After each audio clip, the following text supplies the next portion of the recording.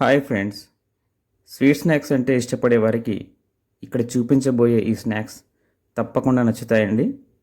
ఇవి చేయడానికి ఎక్కువగా ఇంగ్రీడియంట్స్ కూడా అవసరం లేదు, అలాగే తక్కువ సమయంలోనే వీటిని చేసుకోవచ్చు.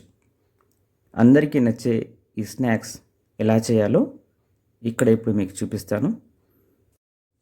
వీడియోని స్కిప్ చేయకుండా పూర్తిగా చూడండి. అలాగే నచ్చితే ప్లీజ్ లైక్ చేయండి, సబ్స్క్రైబ్ చేయండి.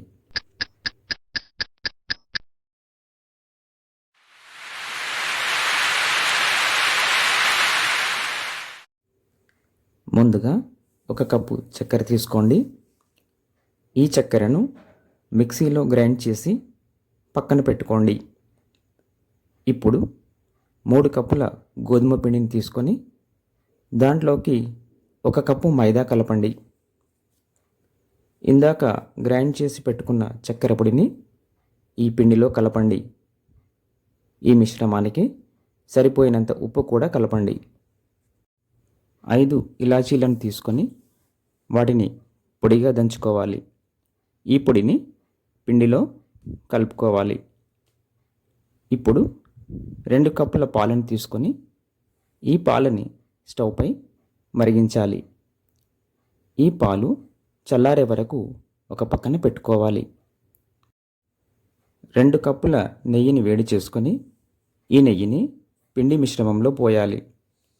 నెయ్యి వేడిగా ఉంటే 1 చెంచా తీసుకొని ఈ పిండిని కలుపుకోవాలి. నెయ్యి చల్లారాక చేతితో పిండిని బాగా మిక్స్ చేసుకోవాలి.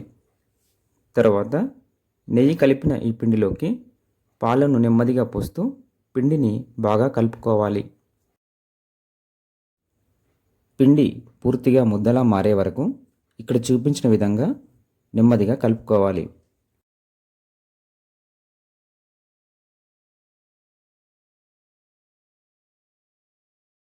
ఇప్పుడు ఈ ముద్దలో నుండి ఒక పెద్ద లడ్డు సైజులోకి పిండిని తీసుకొని చపాతీలా వత్తుకోవాలి. చపాతీని ఇక్కడ చూపించిన మందంలోకి వత్తుకోవాలి. ఇప్పుడు ఒక చాకు తీసుకొని ముందుగా చపాతీ అంచులను స్ట్రైట్గా కట్ చేసుకోవాలి. తరువాత మిగిలిన చపాతీని డైమండ్ ఆకారంలో నీట్గా కట్ చేసుకోవాలి. పిండి మొత్తం ఇలాగే డైమండ్ షేప్లో చిప్స్లా కట్ చేసుకున్న తర్వాత వీటన్నింటినీ ఒక ప్లేట్లోకి తీసుకోవాలి. ఇప్పుడు స్టవ్ వెలిగించి ఒక కడాయిలో మంచి నూనెను తీసుకొని నూనెను వేడి చేసుకోవాలి. నూనె వేడెక్కాక ఈ డైమండ్ చిప్స్ని ఒక్కొక్కటిగా నెమ్మదిగా నూనెలో వేస్తూ వేయించుకోవాలి. 2-3 నిమిషాల్లో ఈ చిప్స్ చక్కని గోల్డెన్ బ్రౌన్ కలర్లోకి మారగానే వీటిని గరిటె తీసుకొని ఒక బౌల్లోకి మార్చుకోవాలి. మొత్తం చిప్స్ని ఇలాగే వేయించుకోవాలి. అంతే ఫ్రెండ్స్, ఇక ఈ డైమండ్ చిప్స్ని జాగ్రత్తగా ఒక డబ్బాలో వేసుకొని స్టోర్ చేసుకుంటే సరిపోతుంది.